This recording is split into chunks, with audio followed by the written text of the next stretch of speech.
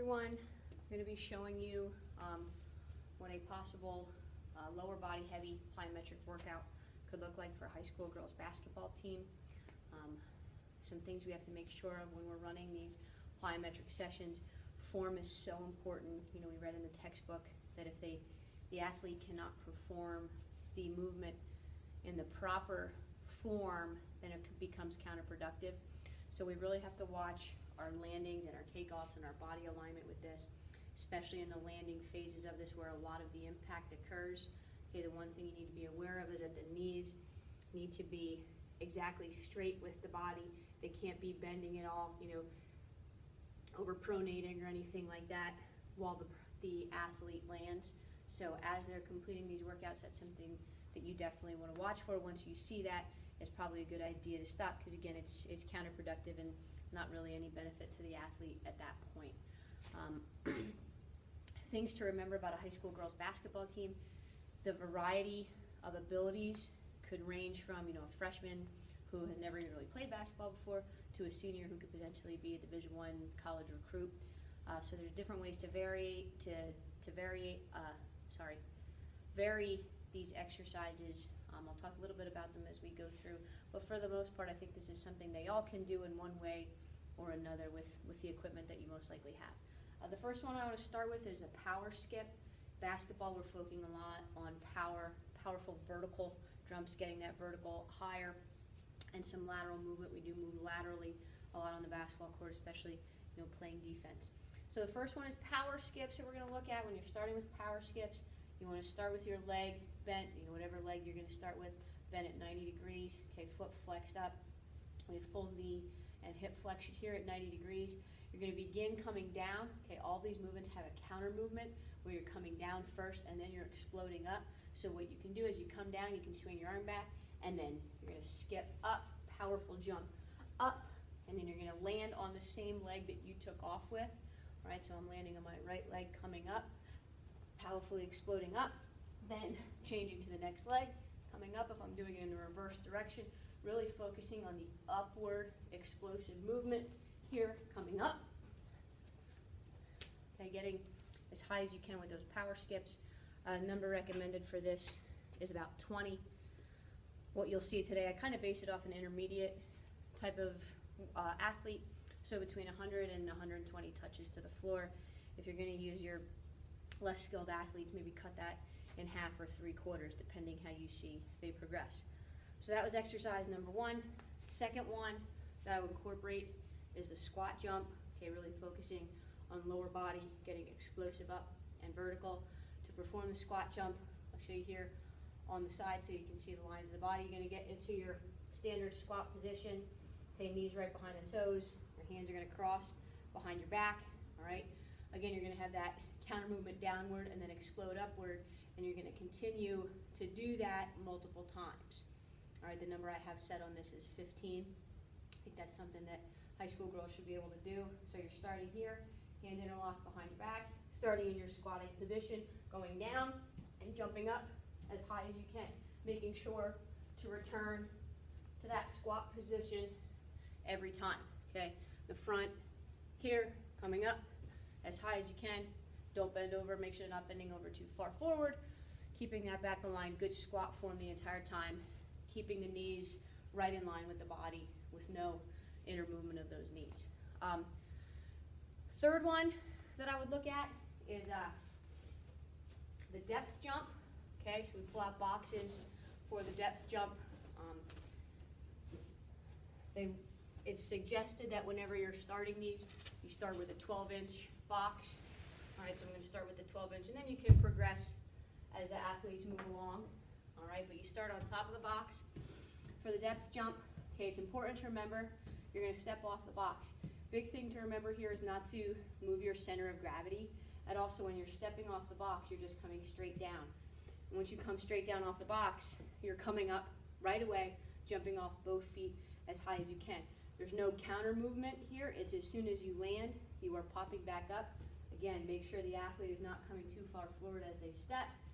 When they land, their knees should just be, their shoulders should be just in line with their knees, and then they need to explode upwards. So I step off the box, down, up, right away. Okay, then they come back up, step, down, up, right away. Okay, one more, step down, explode up, right away. And those are depth jump. Then you can take that a step further into a squat depth jump, where you're still coming off of the box, but now you're focusing on the squat, so you're getting down. All right, you don't have to come up as soon as you hit the ground. You're going to go down, quickly get into your proper squat position, and come back up. Here again, we really have to make sure the knees are not turning in as we do that.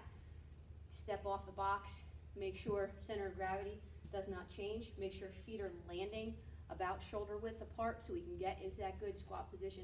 Put the weight in our heels and then explode up. So if I were to do it, it looks like this. Here, down, up. Okay, down into that good squat position. Step off, down, up. Coming straight up with that jump. Okay, and that's what squat depth jumps look like. Another exercise to incorporate is a split squat jump. Really get into those other muscles in the legs, glutes, hamstrings, the groin muscle. Starting with split squat jumps. Okay, doing one of those as your exercises works very well. All right, so you'll start in your standard lunge position, okay, where I'm here, all right? And what I'm going to do is I'm going to explode upward, switch my legs, and then land in the opposite position for the lunge. So I'm going to make sure everything starts at 90 degrees this knee, 90 degrees this knee. As I come up, I can swing my arms up, switch the legs. I do start again with a counter movement, so I'm coming down, then coming up, exploding up, switching the legs in the air. So look like this, okay? Again, making sure knees are in good alignment, back stays straight up as I'm doing that, not coming too far forward. The number of the depth jumps I had was 5. Squat depth jumps I had was 5. Split squat jumps was 20, so 10 on each leg, doing them quickly and rapidly. Reason I had those depth jumps and squat jumps a little bit lower, they do require a little bit more power, okay, as you're coming up, a little bit more energy expenditure on the body. Next exercise I would do is a double leg tuck jump, and bear with me, I've never been great at double leg tuck jumps in my life. I'm not a very high jumper, but great one to do for basketball to really work on getting up, getting elevated, getting the knees up. And how you want to start in the double leg tuck jump, feet again about shoulder width apart, okay? And you're going to start with your counter movement. So you're starting down first, and then you're going to explode up, okay? As you come up, you're trying to get your knees as high to your chest as possible, wrapping your arms around your leg, and then as you come down, you let them go, hit the ground, and come back up again. Again, focusing on the movement of the knees here, making sure that they don't come in, go out, okay, back, trying to keep that straight as we go as well. And essentially you want to kind of be landing in the same area, so you're really getting that explosive movement, no diagonal or horizontal movement. So we're here, okay? Again, we go with that counter movement. We swing our arms down as we do it, and we come up and grasp our knees. I'll show you a couple here. Here, grab, here, grab, grab, grab, grab, okay? That's what tuck jumps look like, doing them repeatedly as fast as you can. As we move on, and this is the 6th exercise in the workout, that may get more difficult, so I reduced that number to 10, being able to do 10 of those in a row. The next one, incorporate a little bit of a lateral movement in here. We know there's a lot of, as I said earlier, a lot of lateral movement in basketball. So to get set up for the lateral barrier jump, I have a 12-inch hurdle here. Again, this is something you can modify for the experience of the athlete. You could use domes, you could use cones, you could use higher hurdles, okay? Anything that you think is particular for the athlete. With the lateral barrier hop, you're going to start on the side of the cone, okay, or the cone or hurdle, whatever you may be using, okay? Again, your counter movement comes down. You're going to jump up over the hurdle. As soon as you touch the other side, you're going to jump back on the other side, okay? Trying to stay as even as possible with your body, keeping a good eye on the hurdle as you do it, focusing on getting your knees up, okay? Knee flexion, to clear the barrier. So that's where you want to make sure you're pulling your knees up as you're clearing the hurdle. All right, so if I were to do a couple coming over, and again, as soon as you hit the other side, you're going to come back. So you're going back and forth as quickly as possible, all right? Using your arms as you go, back and forth. Very good exercise for basketball. I think that's good to do, especially for female athletes who may be concerned about an ACL tear. That works. Good lateral movement. The next exercises I'll show you. Again, I said this was a lower body heavy day, so our upper body resistance training, if we were incorporating it, the resistance training would be heavy. We would do light upper body plyometric training, and that'll be my next two moves that I show you in the next video.